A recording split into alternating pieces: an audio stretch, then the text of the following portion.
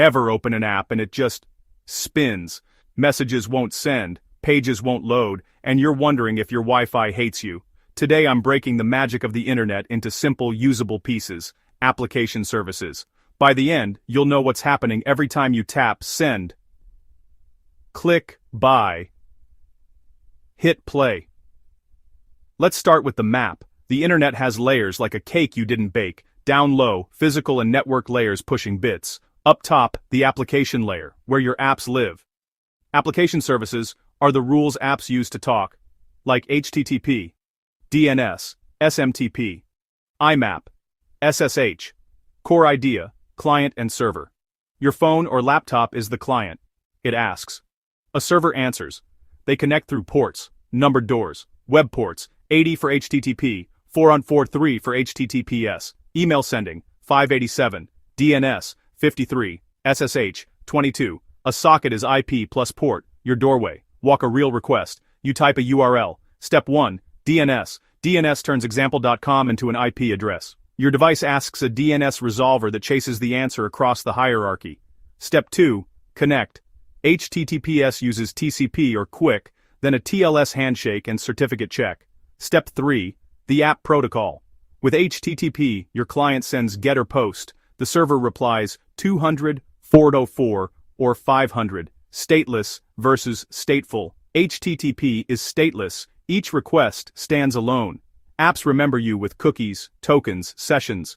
Real-time features like chat and live dashboards use WebSockets or HTTP2 streams to keep a connection open. Not everything is the web. Email sending, SMTP, reading email, IMAP, or POP3. Email authentication, SPF, DKIM, DMARC, remote access, SSH, encrypted command line. Time sync, NTP.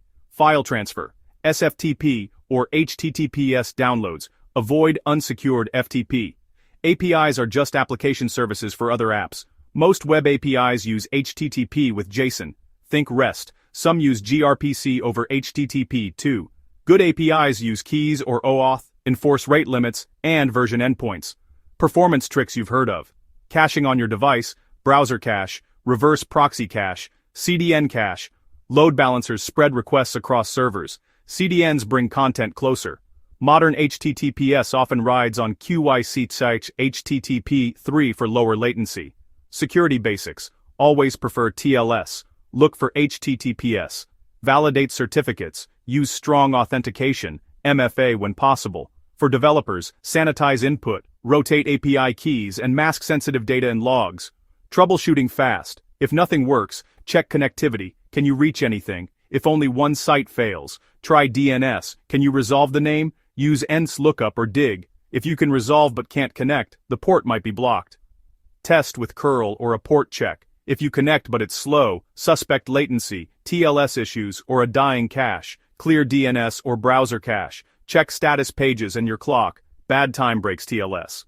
Picking the right service. Web pages and APIs. HTTP, HTTPS. Real-time chat or dashboards. WebSocket or event source. Large downloads. HTTPS with range requests. Maybe a CDN. Email workflows. SMTP plus IMAP with SPF, DKIM, DMARC. Admin access. SSH with keys, not passwords. Remember, applications aren't shouting into the void. They're following clear playbooks. DNS finds, TLS protects, HTTP delivers, caches accelerate, and APIs orchestrate. When things break, knowing these steps turns panic into a checklist. So next time an app hangs, you'll know where to look and how to talk about it. That's application services in 3 minutes. If you want a deeper dive, tell me which protocol you want to master next.